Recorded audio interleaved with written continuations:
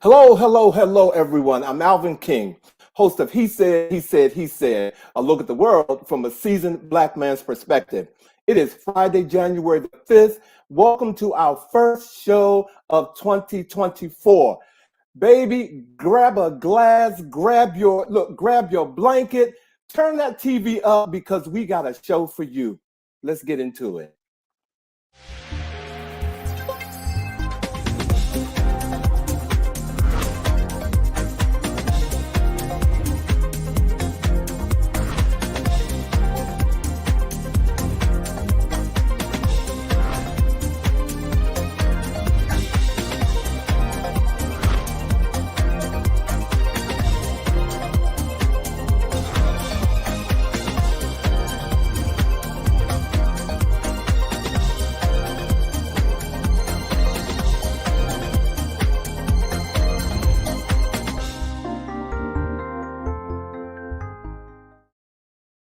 Happy New Year, everybody, and welcome to another brand new show of He Said.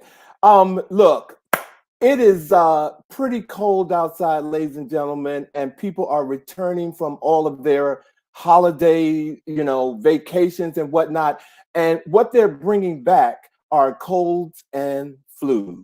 Okay, so COVID is running rampant, ladies and gentlemen. So I got to start this show out by saying, please take care of yourselves and take care of those around you, because a lot of people are having respiratory issues. And, again, COVID is doing what it does. It's spreading. So I'm going to ask you to take care of yourself. Again, welcome to our show tonight. We are so excited about our first show of the year, and we're going to do it on a high note, ladies and gentlemen. We have the incredible vocalist of stage and theater, Miss Nova Payton is here with us tonight, ladies and gentlemen. I'm telling you, I go to theater. I be tracking down theaters to see this woman, and we have her here on our show, ladies and gentlemen. She has a show coming up that we're going to talk about, and we cannot wait to get into it with Miss Payton, ladies and gentlemen. And before, I bring the guys on, I got a couple of things I want to talk about. Okay. With all that's going on in the world, I want to ask y'all, have you all been paying attention to this Stanley Cup craze? I mean, online sites are offering up to $300 for this tumbler. This tumbler that basically is just a tumbler. It doesn't even sit in your car. And if you go to StockX, it is selling for between 50 and up to $29,000 for a cup. And there's nothing magical about this cup. It's just that it has taken off on on X. And I mean, people are going crazy for it. And just this week in Target, I mean, they were knocking people over to get this red cup. All the soccer moms were in there, trying to get the cup. And from what I hear, this cup has made $676 million since 2019 to 2023. I don't know what the crave is, but I just had to get it out there again. With all that's going on in the world, the Stanley Cup, this Stanley mug cup thing is taking off, ladies and gentlemen. Okay, that's my little funny spiel for tonight. But on a serious tip, Sunday, is the Golden Globe Awards, ladies and gentlemen, which are voted on by roughly 300 journalists. And they don't always line up with the Oscars, but it is on this coming Sunday. And it is a lot of us in the, being represented. We don't always have a good representation of us. And we're going to talk more about that. But they have a new category this year. The Globe introduced two new prizes to celebrate the box office achievements and stand-up comedy performances. So that means people like, Taylor Swift for her Eras tour and John Wick, Chapter 4 and Guardians of the Galaxy, they are, destined to win a Golden Globe this year. And actors or comedians like Trevor Noah, Amy Schumer, and Rick Gervais, they are all up for awards, ladies and gentlemen. And this is the first time that they're doing it, and it's all based on sales or how they did, in the, as far as their making money. It's not, they are actors and actresses, and they're good at what they do, but it's really about the sales, ladies and gentlemen. So look, thank you again for joining us tonight, and we're ready to get on with our show, and I'm ready to get these guys in here. So let's get on with the chat.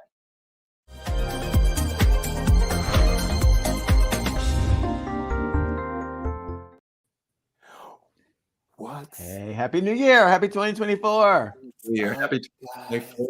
Our listeners people are chiming in with responses, Alvin, to what you've been talking about in terms of this craze about this mug, this tumbler. Oh my goodness. I'm sorry. Look, you guys, I was so into greeting you all and can we say hi to them then? Can we say hi to them right now? Sure. Yes, JJ, hey, Alma. Greetings. And Alma Monica. said the mug survived a car fire. Who?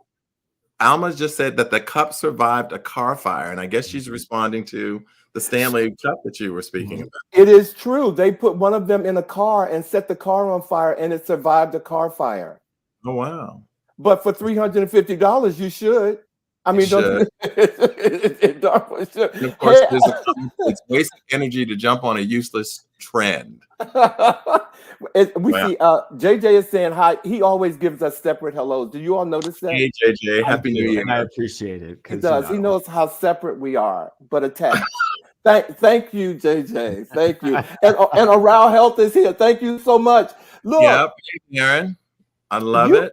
You guys are on here to see Nova Payton, baby. Ringo, come on now. The folks that are coming in tonight. I love it. George wants a cup. He's like, when and how do I get a mug? Well, you have to pay attention because we're going to have contests. Oh my goodness! And my brother is back from sunny Puerto Vallarta. How you doing, Darren? Thank you for joining us tonight. Thank you so much for being here. We love it. We absolutely love it. Before I begin with our topic for the chat tonight, I am a very, very proud member of a fraternity that was founded 113 years ago today. So I just want to give a very special shout out to all my brothers of the noble clan of Kappa Alpha Psi. So yo to the noobs. 113 years today. So our chat. One of the things we I don't even know what you all said. I know it was catty, so let me just go on a raise. Come on. Go Greek. Okay. Right. Congratulations. That was the big thing you needed to hear. Yeah, thank you so much. Okay. If people only knew the hazing that we do to one another behind scenes. Anyway. All right, so one of the things we want to do also is, from time to time, is share with the viewers and share among my brothers here things that we find that we just feel too good to not share, whether it's a book or a movie or whatever.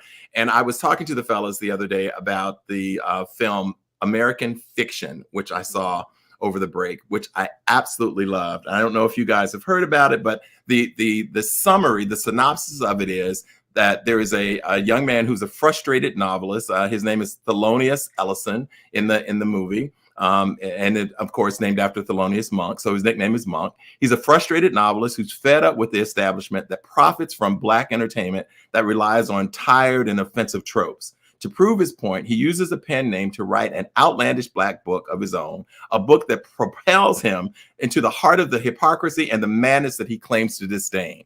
And so it is a really, really incredible book. Again, it's called American Fiction, and it stars Jeffrey Wright, who is just, an acclaimed actor. Many of you will remember him. One of his most famous roles is Angels in America. Here he is here. I think he is just aging and looking so handsome and wonderful as he's getting older. Very talented. And so DC, that's right, Alvin. He is a native Washingtonian. I was going to throw that in there. And he's backed up by an incredible cast, including Tracy Ellis Ross, Issa Rae, Sterling K. Brown, and Erica Alexander, who many of you may remember from her role as Maxine on Living Single. And what I loved about this is that it is a social commentary, obviously, on the hoops and expectations of America around Black entertainment and certainly Black writing. He has enjoyed, mediocre at best success as a writer because he's writing and, to a high level, if you will. And one of his publishers says to him, well, people want a Black book from you. And I remember one of the lines in the movie, he's like, but it is a Black book. I wrote it and I'm Black, so it's a Black book. But he realizes that by making this kind of like hypocritical novel, he reaches this high level of success. And so it looks at that as a social commentary on what really is defined as Black art by America. But what I also loved about it is it also delves into some really interesting dynamics around family relationships. Tracy Ellis Ross plays his sister. Sterling K. Brown plays his brother. And for some of you who may remember iconic entertainer Leslie Uggams, she plays his mother as well. So it's a really rich cast with, I think, snappy and funny and witty writing, but that also looks at, commentary, but also family dynamics. So I just want to encourage seeing American Fiction. And we'd love to hear, if you guys get to go out and see it, we'd love to hear your thoughts on it moving forward as well. So American Fiction in theaters right now. Can we get a full on Bobby just for really? a quick second? Can we do that? Yeah, please. When you see the film and you see the main character, I want you to wonder whether or not they're the same person. Right. I mean, the whole movie, I was like, is that Bobby? Bobby's so good acting.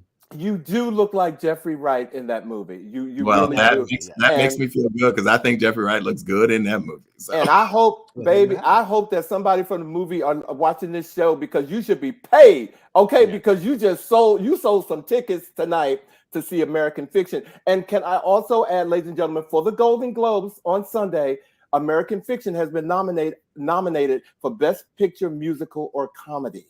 Okay, so please, we are definitely rooting for American Fiction. And some more folks have come on.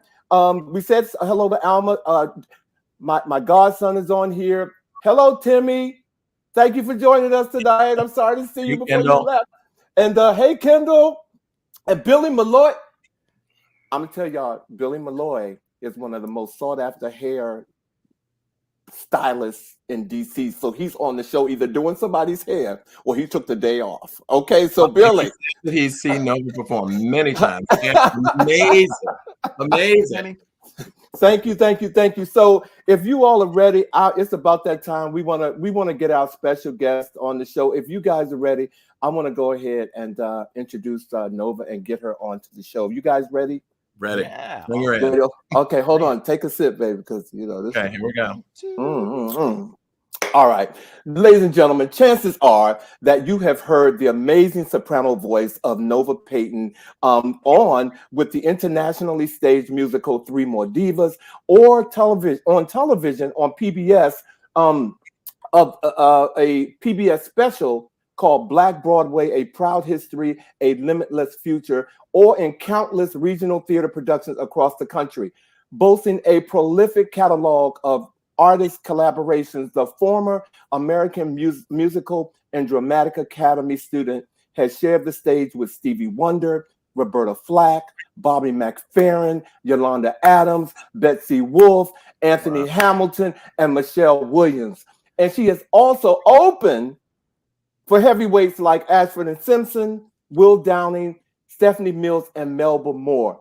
Ladies and gentlemen, with her busy schedule, after performing in over 150 major cities in the U.S., as well as Canada, Japan, and Singapore, and Saudi Arabia, and let me not forget Europe, here with us tonight, ladies and gentlemen, is our special guest, Nova Payton, ladies and gentlemen. Woo woo! Yes! Yes! Yes! I just need a cup. I need a cup so I can sip. Yes, you do. We think so. We think so. After this show, I'm gonna make arrangements because a cup is coming. A cup is coming. Okay. Thank you so much for being here, sweetheart. Thank you. Oh my God. Hey, I'm so happy to be here. Thank you for having me. Hey. And you know, the last time you were doing a run, and when I say run, you were doing a run because I saw you in Grace, and next thing I knew, you were doing The Color Purple. Oh yes. And oh, wait a minute. Come on. Okay, come on now. We got to get that image. Let's. There you go. Here it is. Yes. There you go. Thank you. You know what it say? Ask and you shall receive. I was going to say, you have not because you ask not. That's it. That one too. Thank you for all of our He-Sedians who are in that room who have made that possible. They're like, we got you. Well, Nova, we know you. We know that we only have you for a short time, so I'm going to kick off my questions with you because we got a lot to get into with you. So again, welcome to our show tonight, and thank you for being here. So I have a two-part question. I want you to tell us, or our viewers, when you got the acting bug, and when did you know that your voice could move people? Oh, wow. First, I want to thank you all so much for taking this time with me. I'm so excited to be here with you all. I want to thank Silver Logan Sharp and Daryl Hunt for allowing me to be in Street Symphonic tonight in the studio with you all. Come on. Those are peeps. Those are peeps. And they're in the background too. Yeah. So I would have to say that my mom said that I started singing before I started speaking. So I always hummed and I always sang, and my voice has always been this high. Speaking, this is it. And so I know that I was one of the youngest. I was raised in a Black Catholic church, and I was one of the youngest members in the chorale, holding a folder of music that I could not read anything, but I was like, I wanted to do what the adults did. So I started in church, and my mother also at the same time put me in dance. So luckily and grateful for my mom, because she's also a performer, a singer, an entertainer. And so she didn't just put me in like any dance school. She put me in a dance school that also did a lot of musical theater. So the first thing that I remember doing at the age of 3, I was a little flower, a green flower, in a production of Santa Comes to Cabbage Patch Land with the Department of Parks and Recreation Center. You got to start as a flower. Come on. I was a little green flower. Everything was green. Already blossoming, though. Already blossoming. See that? But I can say I was surrounded by like the likes of like Tony Terry and Derek Rutledge. I remember him doing my little lipstick at that age, because you didn't really need much, but I remember him painting us green and doing our little lipstick, who's now like So you're saying that Derek Rutledge did your makeup before he got to Oprah Winfrey, is what you're saying? Absolutely.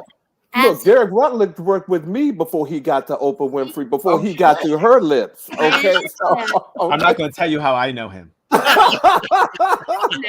Nope. Go on, Nova. So I just remember like that being my first taste of musical theater. But at the time it was more of dance for me, because my mom being a singer, and like to me she's the best ever to ever do it, and I knew that I could never like top my mom. But growing up, I danced from the age of 3 to 16, and we did these shows. We would do these recitals, and our recitals wouldn't be just like, you show your dance and then everything was scripted, everything, always. And we always sang and we always danced and we had to act. So that was the beginning of my introduction into theater. But did you have a moment when you looked in the audience and you said, "Oh, I got you right here"? Was there a moment that you had? I have to honestly say that, I've always been in the mindset of, when you sing at home, you sing around people who love you. So everybody's going to tell you, "Oh, you sound good. Oh, she can sing." And I don't think that I really, really tapped into the realization that this is something that I could really do until I left home. And I received the same responses from people who did not know me and did not grow up with me. And then, not saying that I did not trust that they believed in me, but it's just, it hits different when people from spaces who don't even know you and tell you the same thing that your loved ones and your family, are speaking into you. So I want to say I had to leave home to really, really believe that it was something that I could really do. I got it. Thank you. Wow. So you had such a broad range of performances, and your the list of performances and venues, et cetera, is extensive. There are people who find themselves only getting there after years and years of training. Give us some insight in terms of the training that you've gone through to get to this very point. Yeah. So after I graduated, I went to private school all my life, Catholic school, and I graduated from Bishop McNamara High School, which is in Forestville, Maryland. Shout out to them. Shout out to Bishop McNamara. Yes, Mustangs. And from there, I knew I wanted to go away. I grew up on the Howard University campus, as I said, because we talked about those shows being at Crampton Auditorium growing up, and even my recitals were there at Ira Aldrich. So I grew up on the campus, and actually I grew up literally up the street because I'm from 7th and Taylor, Georgia Avenue, up and through. Washingtonian here. That's what we're talking. HU too. There we go. So I grew up and I wanted to leave home. So that's when I decided that I wanted to. Also, I was kind of over core classes as far as like math and English and stuff like that. So I wanted to really, really study and perfect the craft. So I went to, that's where I did not have any clue about the American Musical and Dramatic Academy in New York. And at the time, it was a 2-year conservatory study. Program, basically you dance and sang all day. You took theory all day. That was just your life. And it was, to me, like what I envisioned like LaGuardia school would be, or even Duke Ellington, because even though I didn't attend Duke Ellington, I had friends who attended Duke Ellington, so I would hear about their vigorous schedules after their core classes and everything in the evening. So it was a thing where I wanted to immerse myself into it.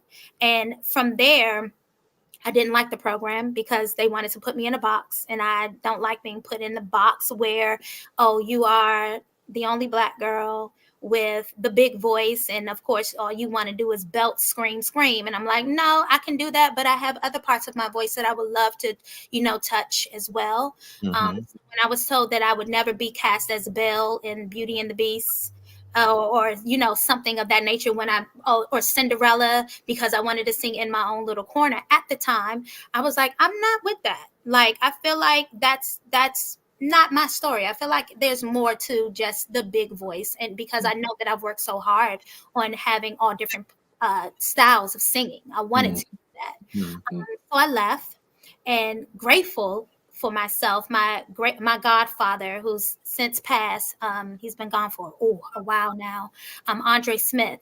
He was traveling with Roberta Flack, and he traveled as her background singer, and he also traveled as her wardrobe person. He would do her makeup, her hair, like he was an Renaissance man. Yes, Renaissance man. And so I was fortunate enough to kind of like be surrounded by her. And then once he took ill, and she was just like, hey, what are you doing? And she took me up under her wing. Wow. And so Howardite. Yeah. Being home though, and being surrounded, I grew up with Silver. I grew up with, like I said, Roberta Flack. I grew up with Derek Rutledge. I grew up with Harvey Starr Washington. I know y'all know Harvey. Harvey. I grew up with like all of the greats, and I just like soaked it up. Leon Roberts, who was one of the original Howard Gospel Choir directors. He was my first music teacher because I attended St. Augustine, and that's the parish that I grew up in. So I just remember music from, a time where from birth. Yes. And I knew that there was more than just being stuck in a box, and I didn't believe in that. Yeah. Thank you. Right. Thank you. All right. Yeah. It sounds like you came up at a time when the programs were happening at the right time to just scoop you up and just have you ride this wave into fabulosity. And I'm so happy that it has ended. Well, it has continued with you being here with us tonight. And we so look forward to your journey. It's so great to have you here. Thank you. So I have a quick question for you, because with all of that serendipity that was going on musically, the time of the world that you were going through and doing everything, from secular music, gospel music, even musical theater, who are your inspirations, your musical inspirations? Oh my gosh. I love Sarah Vaughan. I love Ella Fitzgerald. If we're talking jazz, those are like the ones that I found myself kind of like being immersed into. Listening to just the different colors and the parts that they do with their voice, the intervals that they sing excite me.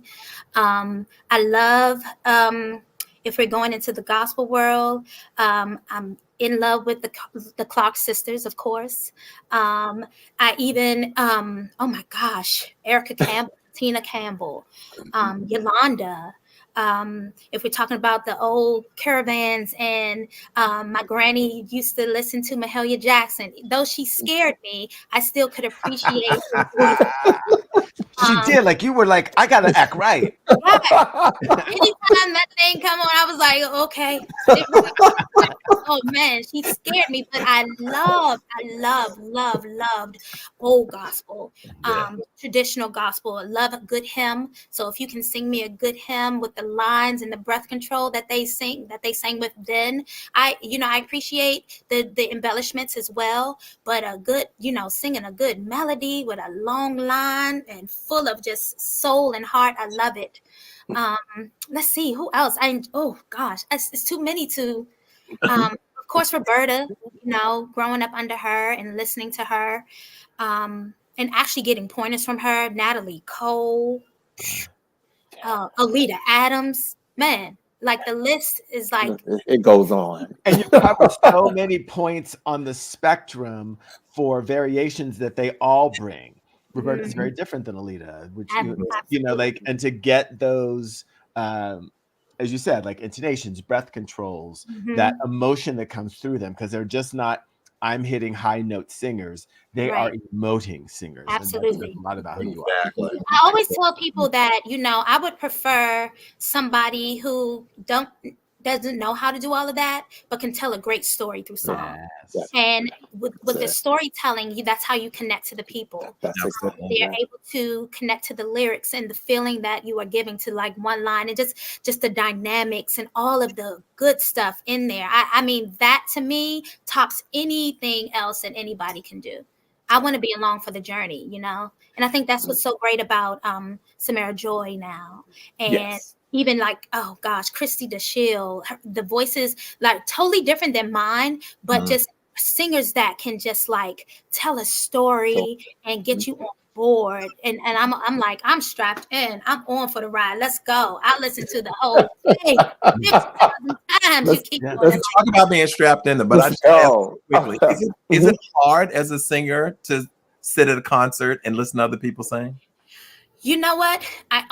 I would say now it is, only because I teach at Howard. I'm a voice instructor for the musical theater program. So I'm very, very in tune to things like that I say, like being able to tell a story, coloring words and what does that sound like? Because if I were to close my eyes, what would you want me to see? Like imagery is very important and all of those things. So I sit back and I try to turn off the teacher hat and just like enjoy, which I can say the last couple of shows that I've gone to go see has been thoroughly entertaining for me. But whenever I get to go, it's not that often, but I try to turn off that and just enjoy it. Yeah. And it makes sense when you have someone who is doing what you're talking about, who allows you to just trust them. And that's such an important thing as a performer to give your audience. It's the best gift in the world. Absolutely. So you've done so many things. Like, to look at your resume is actually pretty impressive. So it makes sense that you are actually a teacher now, because after doing this for so long, and as well as you do it, you should be passing on your gifts to some of these other students. But you've starred in so many leading roles that people know about. Dreamgirls, Blackbeard, Hairspray. We talked about Grace a number of times. You were in The Color Purple. How do you know when a role is right for you? And I have a follow-up question to this. I find that I want to, here's an interesting fact about The Color Purple. Originally, I was supposed to be Suge in that production. I was cast as Suge because the show was actually cast pre-pandemic. Right. And when the pandemic hit, it changed everything. And then, of course, once we opened back up, everybody's schedule was all over the place once they finally could sit in where it's going to fit in Signature season. So I was very excited about bringing a different look to Suge than people were used to. Mm-hmm. And so when I was asked would I do Celie, it was like, oh, wah. But then I was like, okay, yeah, I'm sure I could do that. Sure. But it's one of those things where you want to be able to tell a story that you feel that you can connect to, so that you can tell a good journey, to put yourself through a good journey, because I don't believe in like just being in the show just to say that I'm in a show. Because I understand it's a commitment, because I have 2 children. So when I walk away from my house, I want to be able to walk into a space and enjoy where I am. It's a second home for me. So it's different. It just depends on the story. I'm in love with new works now, because you get to actually build your own character. So those are things that interest me, and like, what is the story? What's the journey? And what's the challenge for me in getting the journey and the story across? So since we are talking about, we've given some kudos to some folks. Is new work a part of Nolan Williams? Absolutely. I need to give a shout out to my brother, Nolan Williams. Yes, I wanted to make sure that I got that in there. He is one and only Nolan E. Williams Jr. Nolan Williams Jr. That's right. That's right. Well, you kind of answered a question from Vash's question that I want to ask you. So I'm going to take this time to first congratulate you on winning the 2023 Helen Hayes Award for playing Celie in The Color Purple. Thank you. I mean, you knocked it out the park, and that was an award, I mean, so well deserved. It was just so, I wanted to make sure that I did that. And since we're talking about The Color Purple, I want to get your take on the transformation of the original movie to the Broadway stage and now movie musical. Do you have, an opinion, anything that you want to share about, the movie and all of that transition? To me, the Color Purple is the gift that keeps on giving. And I say that because I remember seeing the original movie, when it first came, I guess, on TV. I wasn't able to see it in theaters, but when it came on cable, I was able to see it. And then I remember reading the novel once I got to high school. And then I remember seeing the first production on Broadway and how big and huge it was. And I just feel like it keeps, how can I say, reintroducing itself to a generation every time. It's a story that definitely needs to be heard and seen, so we can see where our people have come from, especially women, and how strong and the things that they had to overcome. So I love now that this new generation gets to see this iteration of the show, of the story, with the music, because I feel like so much with social media and with music the way that it is now, our lives are totally saturated with just music. And music is on TikTok, music is on Facebook, you know what I mean? Like any video you flip up, you're hearing music. So to get into the theater and see it was a lighter version to me, light-hearted version more. So I feel like it's palatable for people to actually sit and appreciate. So I'm grateful. I've seen it twice because I got a chance to see it. I took my mom as a gift for her pre-birthday when it came to the African American Museum and we got a chance to do the talk back with Oprah and Fantasia and everyone who was there. So that was exciting. And then I actually got a chance to sit and see it again a couple of weeks ago, I believe. Got back from vacation, and I'm still, I love it. Some of the things I missed from the show that I feel like did help with the storytelling and transitioning and things, and so you can actually get the connection of Celie and Suge and why that was so important. Those type of things. But I mean, I also enjoyed the new stuff that came and the things that they did with the new orchestrations, and so yeah, it's a gift that keeps on giving, though. The way you just expressed all of that, Nova, if I can, when I talk to people about the color purple now, you've just helped me have a better conversation with them, because for Black folks, it took us from our living room, and Black folks don't typically,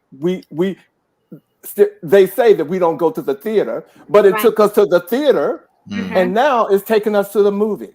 So you have, the color purple is that gift that keeps on giving. I'm going to use that in the next conversation. Thank you for answering that. Absolutely. I actually remember seeing it, going up to New York to see it, and was, I'm a bit of a people watcher as well. And it was just amazing to see buses of Black people. And when did you go see it? Did you see the original or did you see the revival? I saw the original. I saw both. Okay, I saw both as well. Yeah. And you're right, like in droves, bus loads. Coming. Yeah, and just feeling that the stereotype was being broken. It was like, we do. If there's something that inspires us to come, we will come. We're going to do it. We will come. And even the production that I did last year at Signature, busloads. Yeah. It was like, and it was people who came multiple times to see it. Yeah. So it was great.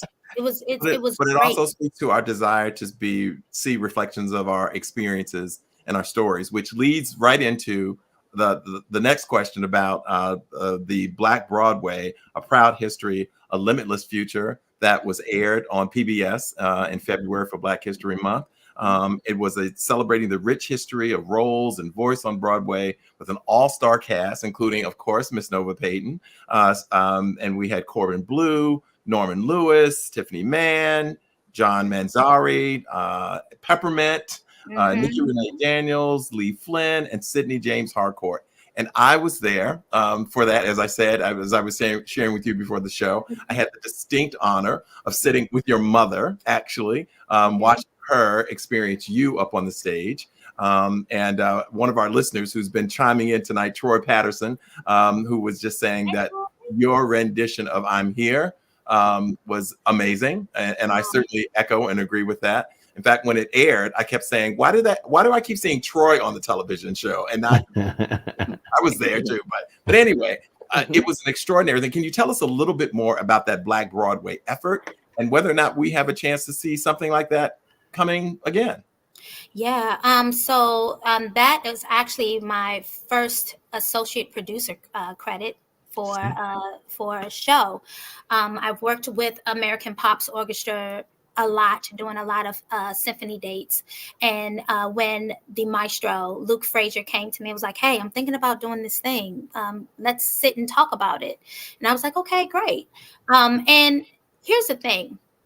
I love that he was very open with, like, I don't want to say what needs to be done.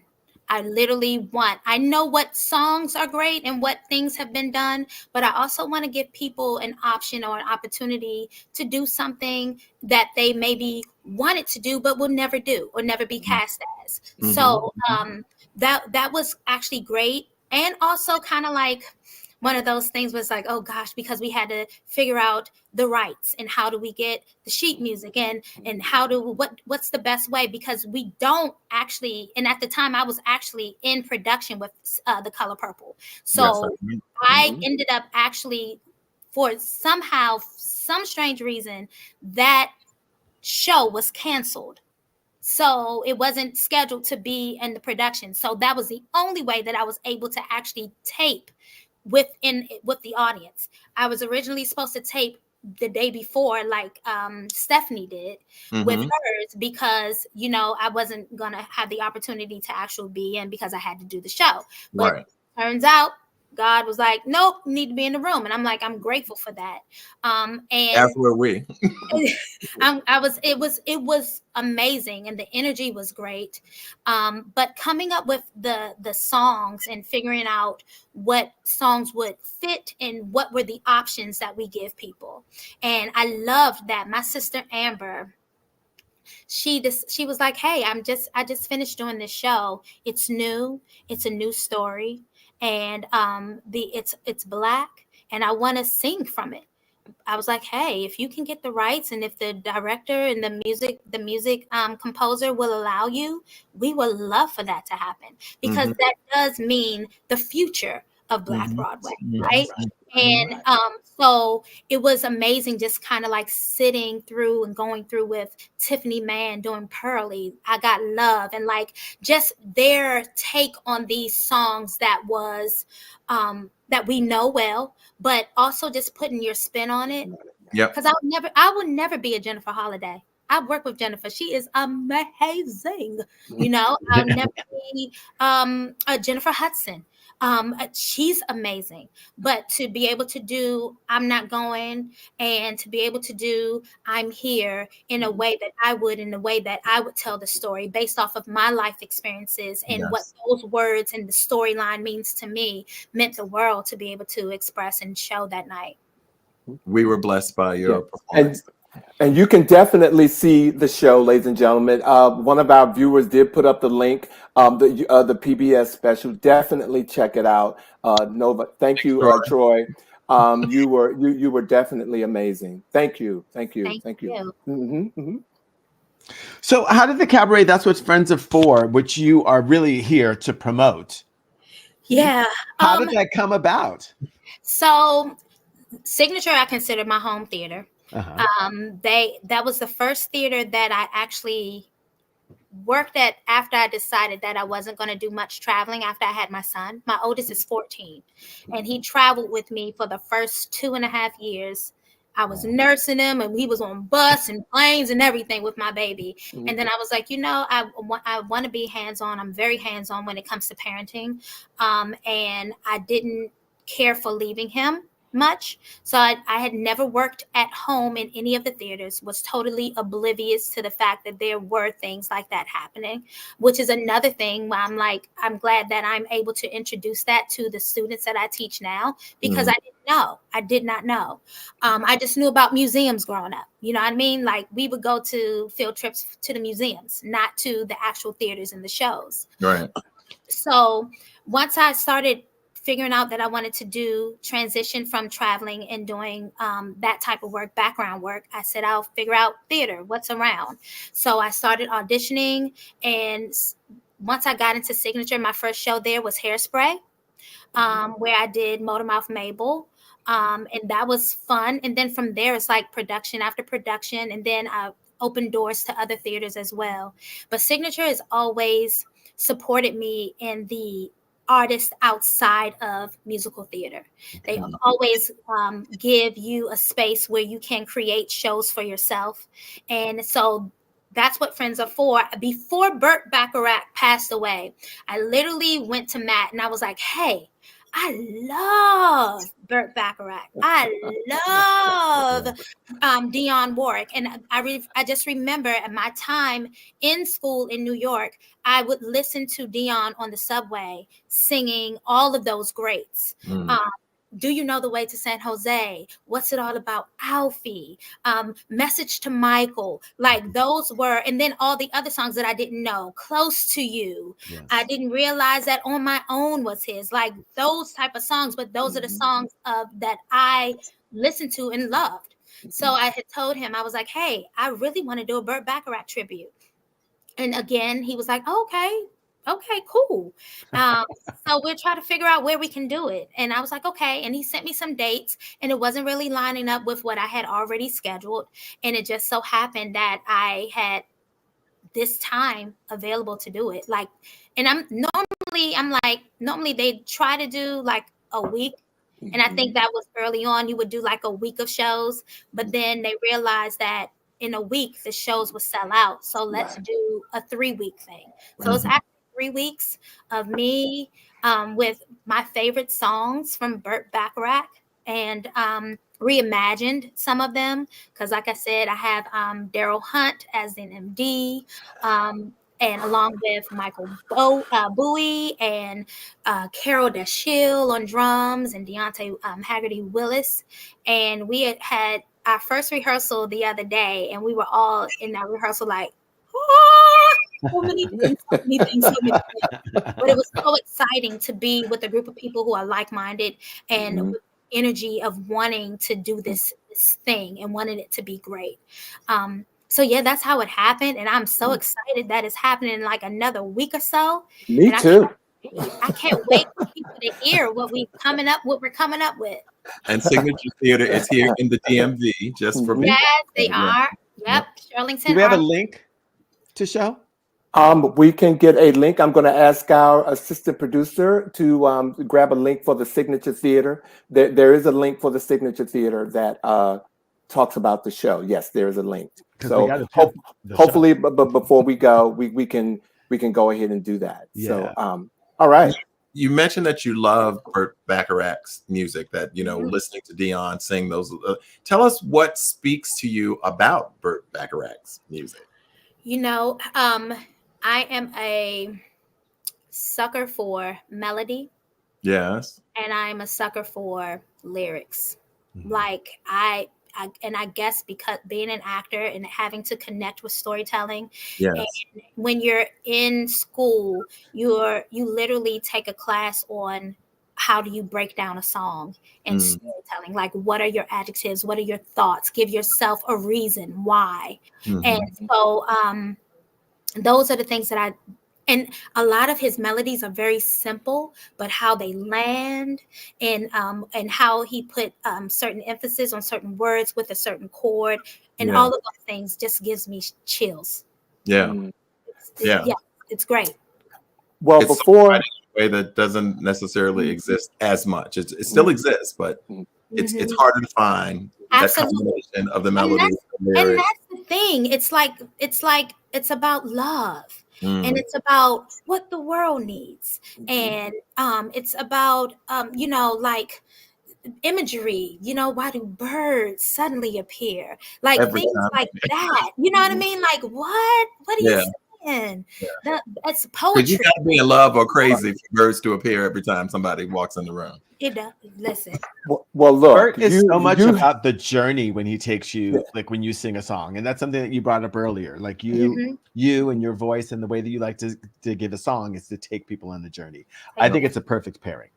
Thank you. Well, and speaking of pairing, I'm going to give another plug. You have Grammy Award-winning artist Daryl Hunt playing with you. Okay, when I tell you I love me some Daryl Hunt, that's my brother from another mother. Okay, so you have Daryl Hunt. That I cannot wait to see the performance, and so I'm looking. I was just honored that he said yes, because we know how busy he is. We do know. We know to have him under his fingers under the keys and creating with me. It's like amazing. It's going to be a sight to see, guys. Wow. Well, I'm gonna be at that show, and when I come up and say Nova, it's Bobby from He Said. Don't be acting like you don't know me. Never. You ain't ever got to worry about that. Okay. Never ever got to worry about that. Okay. Well, Nova, we're about to bring our interview with you to a close, but two things I want to ask before one thing. Please tell us, if you could briefly tell us what the audience can expect when they visit the show starting the 16th of January. They can expect to hear some of the greats, songs from their past. They can expect to hear them like they were sung, and they can expect to hear them the way that I would sing them. Come on. Did y'all see that mic hit the ground? No, it hit the ground. And for everybody who's on our viewers that know me, if you all want to get together and we go see this show together, let's get together and do it, because we're going to see Nova Payton. And Nova, before you leave, if I could just ask you to bless us with a song of your choice. Of course, I'm a gospel boy, but bless us with a song of your choice to take us out. And do it on your own accord. Okay, I'm putting a little in my mug here because I'm getting ready. You said gospel, so let's see. We can do. I'll do this. Why should should I feel discouraged? And why should the shadows come? Why should my heart be lonely and long for heaven and home? When Jesus is my portion, a constant friend is he. His eye is on the sparrow, and I know he watches me. Ladies and gentlemen, Nova, ladies and gentlemen, Yes. thank you. Come on now. Thank you for blessing us. Thank you so much for being here, ladies and gentlemen. Again, Nova Payton sings Burt Bacharach, ladies and gentlemen, and that will be starting January the 16th, going through February the 4th. Nova, am I correct? Yes, going through February the 4th. And I must say, you will see some special guests in there as well. Okay, link is right there, people. Come on. Come on. Well, Nova, please don't go away. We're going to bring you back so we can say goodbye to our guests. But thank you so much for joining us tonight. Thank you. Say goodbye to our viewers. You're our guests, and we will bring you back shortly. Thanks again, Nova. Thank you. Oh my gosh, what a treat! Yeah. Wow. Well, ladies and gentlemen, you know, sometimes our guests we get so into them and we can't let them go. But we did say for this show, first of all, we wanted to show our appreciation to all of you for the past year. And we just wanted to, say thank you and share with you a clip from each of our favorite shows. And, you know, just talk about it for a couple of minutes and just, again, let you all know how much we appreciate you. So, Bobby, you want to start us off? Sure. You know, when we were having our production show and Alvin came up with this idea of us kind of like reflecting back on some of the shows of the last year. And you know, one of the things that I felt was a tremendous sense of pride in some of the shows that we've done. And just the choice was not easy. But I chose one in particular that really spoke to my heart. And it included our special guest, Ashton Pena, a young filmmaker who was just really, his energy just kind of leaped through the screen, his infectious smile, and the clip that I wanted us to remember and reflect upon. He's involved in scholarships that support young filmmakers, college students, but particularly those whose lives have been impacted by HIV, who are actually living with HIV. And he shared with us his own HIV experience and just really wanting to be of support to creative beings who are also dealing with a very, very important life issue. So I have a short clip here and you'll see between his energy and that infectious smile, you'll see why I picked this moment with Ashton Pena. Supporting these young filmmakers, if you were to give them one bit of advice as a young storyteller, what is the most important piece of advice you could give them as emerging storytellers? I love working with youth, because especially queer youth, because they have so much. There's the gamut of the stories that they have within them are just kind of, it's mind blowing. You're like, yo, you're 17 and you want to tell a story about that. But in anybody, you emerging, young, older, because emerging could be in your 50s as well, a seasoned professional who's navigated life and just realized that they wanted to go out and tell stories, is just go out and do it. Don't wait for somebody to say you deserve to go, you're worthy enough, because ultimately if you have breath and you're still here on this and existing in this shape and form, you're worthy, you matter. And so go out and do it. Even if it starts small, you start filming on your cell phone, you use your apartment, you use your job that you work at, You use whatever you have within your fingertips and you make something happen. And then know that because you made those little steps towards something, a bigger thing will reveal itself. Here I am. I made this film literally with savings. People gave me a little bit of coins here and there. You know, I have a film that went to over 10 film festivals, won 2 awards, is distributed, and a lot of films get made and nobody will ever see them. And here is my Black queer story about Black queer men navigating intimate partnerships that the world gets to experience. And it's because I said so, because I said, no, I'm enough, I'm worthy, and I deserve it. Because I did it, maybe that will inspire somebody else to go do it. And then we have this massive canning of Black queer stories that showcase the ranges, because here we are, I'm talking to seasoned men, right? Like, there's more films needed to be told about people like y'all. And it's gonna take filmmakers who are grounded in that experience, maybe one of y'all or somebody, to like tell that story of these older queer men navigating, whether it's dating, living, you know, because we're all on different journeys in the spectrum. And so we need to see more and more of what exists out in the world, because we're here. Wow. All right, look. Wow. I just love his energy and commitment to tell our stories, and to encourage young people who are out there doing it and encouraging that. So I wanted to, Nana's Boys is the name of his film, and I just wanted to tip my hat to Ashton and thank him for the energy that he brought to our show. I'm just wondering how y'all felt about being told that y'all are older. I enjoy getting older. First of all, if you can look like me, you need to get old too. Ooh. Well, he's 30 some odd years old, so Ashton's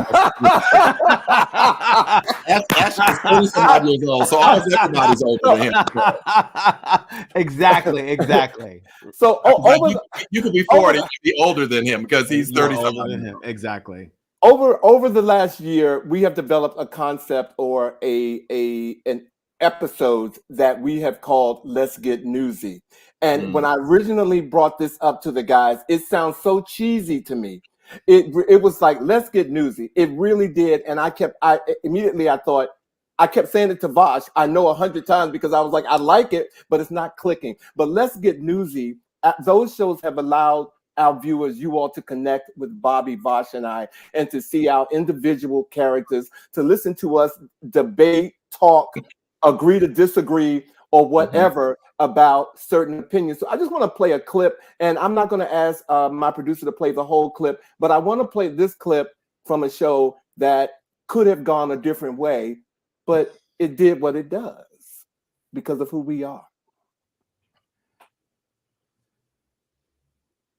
Brother Bilal is doing right now. I don't know if I would be doing that. And I'm talking about Brother Bilal's confession about Will Smith and him catching Will Smith literally, very explicitly outlining what he saw Will Smith having sex with Dwayne Martin.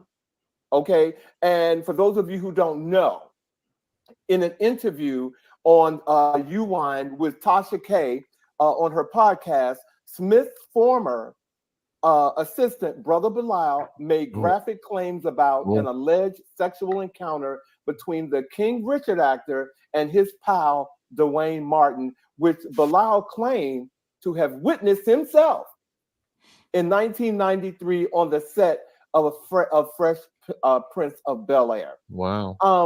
He said he saw it. And, you know, some of these allegations that some of these actors and whatnot are getting, they're not all to be brushed under the table like, oh, that this couldn't happen to them. Some of these things are like real. But in the case of this one, why now? Why? And what is the significance now of this man talking about something he saw back when you said 90 something? 1993. See, and that's what I said. Two consenting adults. Right. Well. Well, they were both grown, is all I'm saying. Now they were married or whatever. But Well, I'm saying is I'm just curious as to, there's one thing when someone is alleging that you did something to them, that that there was a sexual assault. I was not. But why is this person now feeling compelled to speak to something that he saw all these years ago?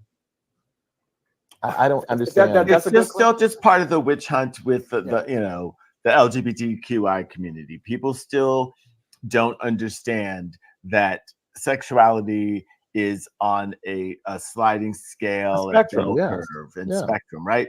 That monogamy is made up, and that this is people are sexual beings, and men are going to be people are going to do their thing. People are still coming to grips with that. It's still being politicized. So on one level, it's about doing that, like outing people and the gossipiness of it. On the other side, with the darkness and the sexual predatorness of it all, you've got that coming on the edge of the Me Too movement, where people are like, look, I've been abused and I need to come out and get this out. So you've got both things happening. It's, with the Will Smith thing, there are no victims in that. There's no reason why anybody should be talking about what happened. That's why I'm just, Maurice just said that I guess he's writing a book. Yeah. He's writing, supposedly he's writing a book. So then you have that, because let me just say this. I am so sick of people coming forth with their trauma, their situations with their domestic partners. And as they come forward, then they get booked to host a show. They get booked to host an award show. Stop doing that. If you come forward with your dirty laundry, you should be off of the the circuit, period. Off the circuit. We don't want you coming forward with your stuff just so you can start making more money. If you come forward with a scandal, we are going to give you an immediate 7 to 12 month hiatus from high profile gigs so you can work out your stuff and get your life together. I think if we started doing that, we'd see a lot less of this garbage, because some of it is just for people to get money. Well, I also want to bring to the table the double standard. Okay, we're talking about men here. We're talking about the sexual, men and their sexuality. If two women did that, I guarantee you it would not be getting the blow up, the buzz, that would not happen. And so the double standards and how people deal with situations like this is also to be talked about. You know what I'm saying? Yeah, it sometimes irritates the mess out of me how you get to, again, stories like Will Smith, and it's like, who, two men? Yeah, like it's the first time you've ever heard it. But if that happens to two women, if there's a story, that story is like smoking a cigarette. It's gone. You blow it out your mouth and it's gone. And the double standards make me sick in that regard. We are masculinity at play. We are reminded, though, also of the cost. Sometimes it has happened in Hollywood, when we think of Ellen DeGeneres, for instance, and how her career pretty much was ended for a while. Like she was on ice for a while as a result of her decision to come out. I'm thinking about, say, for instance, now that I believe Queen Latifah has become a bit more public in terms of her. We were going in there. We were definitely going in. We were going in. We were going in. And again, thank you for creating Let's Get Newsy, because our viewers love it and they tune in for it. So I couldn't do it without you guys. So that is one of my favorite memories from this year. So yes. Gosh. You're muted. You are so muted. Which is how I was having a moment about like what was going on and talking about because we all said really amazing things. But look, my favorite clip is from the Ramal Tunes. I Wish My Dad. It's from that show, and the clip is available on YouTube, so you can actually go and watch the clip. Let me see if I can put the link into the chat. Go watch the clip. It talks about the most important thing that a dad can say to their child, and it's the most important thing anybody can say to anybody. And as we start out this new year, I just want to say I love you guys, and I'm really thrilled to be able to be here each and every week and create magic with you and to help change people's lives and make them think differently. So go watch that clip of Ramal explaining that and hear us tell you that we love you on He Said, He Said, He Said. Oh, thank you, Vosh. Thank you. Thank you. Thank you. Thank you. Thank you. Well, ladies and gentlemen, we have run over a little bit. So thank you for hanging in there with us, ladies and gentlemen. But it's the first show of the year, and we had a lot to say. So can we bring Nova Payton back to the panel, please? Because we want to say goodbye and thank her. Thank you again, Nova, for being here. Thank you for having me.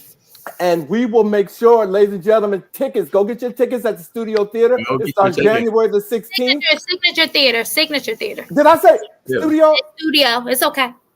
Oh, ladies and gentlemen, Signature Theater. Okay. There you go. Signature Theater, ladies and gentlemen. Look, before we leave, we got to give you our words of the week.